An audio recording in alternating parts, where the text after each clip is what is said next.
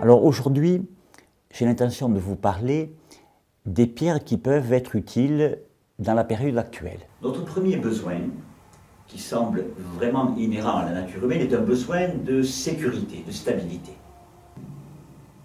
Donc dans ce sens, ce sont les calcédoines, et notamment les calcédoines brunes, comme la sardoine, qui vont représenter ce lien à la terre.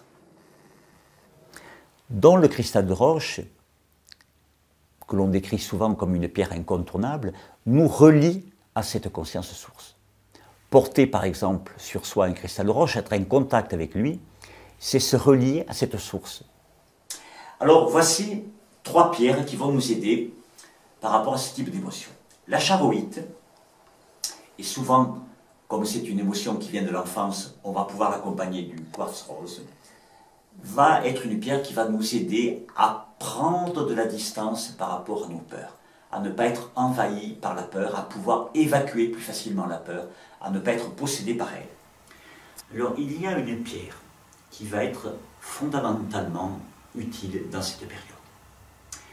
Parce qu'aujourd'hui, on ne peut plus s'appuyer sur la maîtrise. Tout est en mouvement permanent. Or, les personnes qui ont basé leur vie sur une certaine maîtrise se trouvent démunies. Alors, une deuxième pierre va être utile, qui va un petit peu dans le même sens, qui est de lâcher prise. C'est un peu différent au niveau de l'énergie. Lâcher prise signifie que l'on est accroché à quelque chose, un petit peu comme si on avait un noyau dur, et qu'on n'arrive pas à lâcher.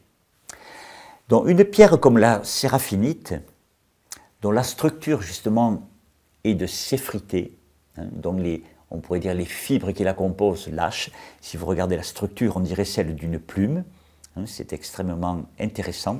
Eh bien, cette pierre, si on la porte sur soi, ça peut être par exemple en donut, va aider peu à peu à lâcher ces noyaux durs, ces conditionnements, ces résistances que nous avons, ces attachements très forts, et à les laisser se dissoudre.